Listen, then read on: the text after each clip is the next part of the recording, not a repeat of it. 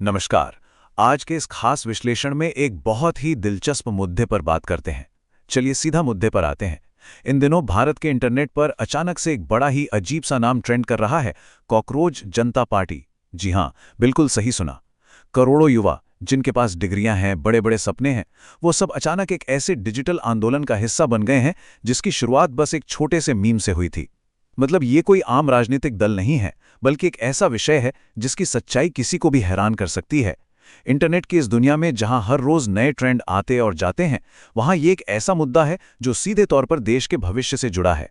और ये समझना वाकई बहुत जरूरी है कि आखिर क्यों युवा राजनीति छोड़कर एक मीम पेज की तरफ इस कदर खिंचे चले जा रहे हैं।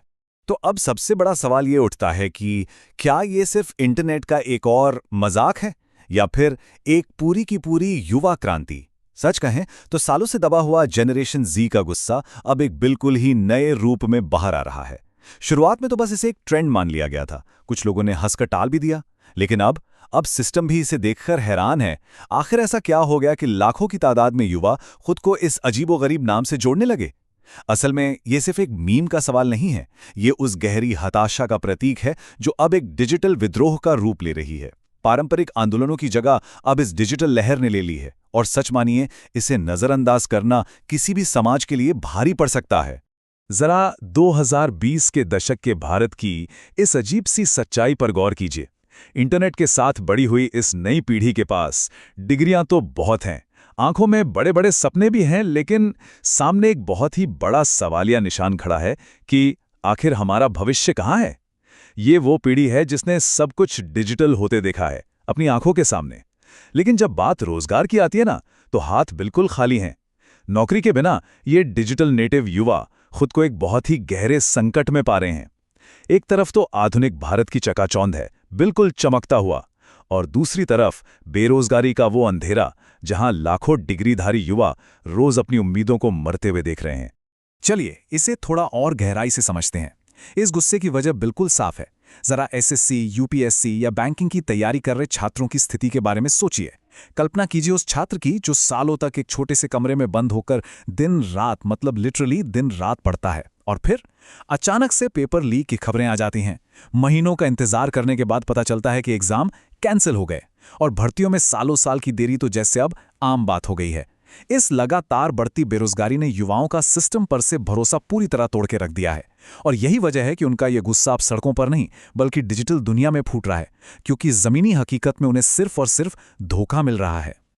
अब यहां एक बहुत ही दिलचस्प सवाल आता है कि आखिर इस युवा वर्ग ने एक कीड़े को ही अपना प्रतीक क्यों चुना, कॉकरोच ही क्यों। खैर, इसे कॉकरोच फिलॉसफी कहा जा रहा है। विज्ञान की दुनिया में कॉकरोच अपने अनोखे अस्तित्व के लिए जाना जाता है ना। कहा तो यहां तक जाता है कि यह परमाणु हमले के बाद भी जिंदा रह सकता है। युवाओं को लगता है कि सिस्टम उनकी मेहनत और उनकी इंसानियत दोनों को पूरी तरह नजरअंदाज कर रहा है, बिल्कुल एक कॉकरोच की तरह जिसे पैरों तले कुचला जाता है, हमेशा अनदेखा किया जाता है, लेकिन फिर भी वो हर विपरीत परिस्थिति में जिंदा रहता है। ये युवा भी यही महसूस कर रहे हैं कि इतने भारी दबाव और असफलताओं के बावजूद वे किसी तरह बस सरवाइव कर रहे हैं। और इसी गहरी सोच ने जन्म दिया है एक बहुत ही वायरल स्लोगन को, मैं भी कॉकरोच, यानी मैं भी कॉकरोच। सुनने में शायद मजाकिया लगे, लेकिन ये कोई साधारण नारा नहीं है। इसके पीछे एक बहुत ही भारी, सच में एक बहुत गहरा मनोवैज्ञानिक और भावनात्मक संदेश छिपा है। ये एक एकदम ईमानदार स्वीकारोक्ति है कि हाँ, हम अंदर से टूट चुके हैं, हम संघर्ष करते करते पूरी तरह थक चुके हैं, लेकिन हम अभी भी इस रेस में डटे हुए हैं। जब कोई इंसान खुद को इतनी बुरी स्थिति में मान लेता है ना, तो उसमें से हारने का डर ही खत्म हो जाता है। ये एक दर्द भरी आवाज है जो सीधे लाखों युवाओं के दिलों में उतर गई और एक अदृश्य डोर से उन सबको एक साथ जोड़ दिया। इन मीम्स के पीछे की जो असली सच्चाई है ना, वो काफी कड़वी है। देखिए, एक तरफ तो इंटरनेट पर लगातार हसल कल्चर और नकली मोटिवेशनल ज्ञान बांटा जाता है, हर जगह सफल होने के नुस्खे। लेकिन दूसरी तरफ हकीकत क्या है? कम वेतन वाली नौकरियां, परिवार का लगातार बढ़ता हुआ भारी दबाव, टूटते रिश्ते और भयंकर मानसिक तनाव। इस सब के बीच ये जो मीम्स हैं, ये अब पारंपरिक बातचीत की जगह ले रहे हैं। ये असल में बेरोजगारों की आवाज बन गए हैं, वो आवाज जो हर दिन के दर्द और हताशा को बहुत ही कच्चे और सीधे तरीके से दुनिया के सामने रख रही है। सच तो ये है कि जब समाज असली समस्याओं पर बात नहीं करता, तो डार्क ह्यूमर ही संवाद का इकलौता जरिया बन जाता है। अगर विरोध के इस तरीके को देखें तो ये पारंपरिक राजनीति से बिल्कुल एकदम अलग है। एक तरफ होती है हमारी टिपिकल राजनीति, सलीके से तैयार नेता, बड़ी बड़ी रैलियां और एकदम परफेक्ट दिखने वाले लंबे लंबे भाषण। लेकिन आज का परेशान युवा इस परफेक्शन के छलावे से खुद को जोड़ ही नहीं पाता। उसे लगता है कि ये सब उसके असली दर्द से कोसों दूर है। और दूसरी तरफ है ये meme politics, viral reels, dark humour और ऐसे लोग जो खुद को लूजर या असफल कहने में बिल्कुल नहीं हिचकिचाते। इस आंदोलन ने एकदम परफेक्ट दिखने वाले राजनेताओं को नकार दिया है और उन रोजमर्रा के संघर्षों को अपनाया है जिससे एक आम छात्र हर दिन गुजरता है। और ये जो पूरा का पूरा डिजिटल आंदोलन है, ये कोई रातों रात खड़ा नहीं हुआ है। इसके पीछे एक साफ प्रक्रिया काम कर रही है। कह सकते हैं कि एक तरह की डिजिटल विस्फोट की रेसिपी। स्टेप 1, युवाओं ने अपने अकेलेपन के दर्द को इंटरनेट पर साझा करना शुरू किया। स्टेप 2, उस दर्द को ढकने के लिए उसे डार्क ह्यूमर वाले मीम्स में बदल दिया गया। स्टेप 3, फिर सोशल मीडिया के एल्गोरिदम ने अपना खेल शुरू किया, क्योंकि हम जानते हैं एल्गोरिदम ऐसी चीज़ों को सबसे ज़्यादा बढ़ावा देते हैं जो भावनात्मक हों, रिलेटेबल हों और थोड़ी विवादित हों।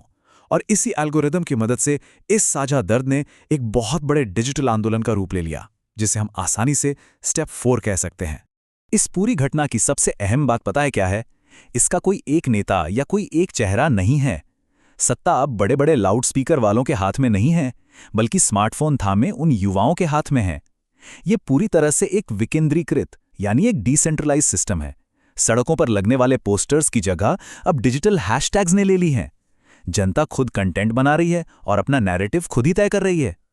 ये एक ऐसी शक्तिशाली डिजिटल आर्मी बन चुकी है जो बिना किसी लीडरशिप के सिर्फ छोटे छोटे वीडियो और व्यंग्यात्मक तस्वीरों के जरिए पूरे देश में अपनी निराशा को एक स्वर दे रही है। जैसे जैसे ये आंदोलन बढ़ा, इसका असर अटेंशन इकोनॉमी यानी ध्यान खींचने वाले बाजार पर भी बहुत तेजी से पड़ने लगा। अब अटेंशन इकोनॉमी में जहां लोगों का ध्यान ही सबसे बड़ी करेंसी होती है, वहां लाखों निराश छात्रों का एक साथ आना कोई छोटी बात तो है नहीं। मेनस्ट्रीम मीडिया हो या बाजार, दोनों को ही इसे कवर करना पड़ा। बड़े बड़े क्रिएटर्स इसी थीम पर धड़ाधड़ रील्स बनाने लगे। ब्रांड्स ने अपने फायदे के लिए इसका इस्तेमाल मीम मार्केटिंग में शुरू कर दिया। और तो और बड़े राजनीतिक विश्लेषकों को भी ये समझने पर मजबूर होना पड़ा कि आखिर बेरोजगार युवाओं का ये गुस्सा किस तरफ करवट ले रहा है। ये एक बहुत बड़ा रिपल इफेक्ट था। अब किसी भी विषय को सही से समझने के लिए उसके दोनों पहलुओं को देखना बहुत जरूरी होता है। अगर मनोवैज्ञानिक नजरिए से देखें तो एक तरफ इसके कुछ सकारात्मक प्रभाव भी हैं। युवाओं को एक कम्युनिटी मिल गई है। उन्हें कम से कम ये एहसास हुआ है कि वे इस कठिन संघर्ष में अकेले बिल्कुल नहीं हैं, जो कि मानसिक स्वास्थ्य के लिए सच में एक बड़ा सहारा होता है। लेकिन वहीं दूसरी तरफ इसका एक बहुत गंभीर नकारात्मक पहलू भी है। ये डार्क ह्यूमर कहीं ना कहीं निराशा को एकदम नॉर्मल बना रहा है। और सबसे खतरनाक बात, असफलता को ही लोगों की स्थायी पहचान बनाता जा रहा है। तो देखा जाए तो ये एक कम्युनिटी सपोर्ट तो है, लेकिन साथ ही हमारे समाज के लिए एक बहुत बड़ी इमोशनल चेतावनी भी है। तो अगर इस पूरी बात का निष्कर्ष निकालें तो जो चीज़ एक गहरी निराशा और फ्रस्ट्रेशन से शुरू हुई थी, वो देखते ही देखते बचाव के एक तरीके यानी मजाक में बदल गई। और फिर वो मजाक एक हथियार बन गया, एक आंदोलन बन गया। युवा इस बात को पूरी तरह सुनिश्चित कर रहे हैं कि उनकी आवाज़ अब अनसुनी ना रह जाए।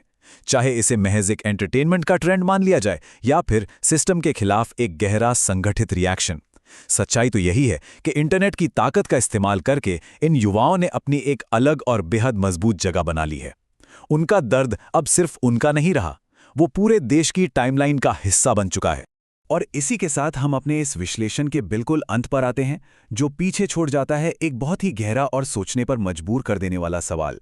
क्या इंटरनेट का एक मजाक सच में एक वास्तविक क्रांति हो सकता है? क्या ये डिजिटल घटनाक्रम सिर्फ कुछ दिनों का एक ट्रेंड है जिसे इंटरनेट की दुनिया जल्दी भूल जाएगी?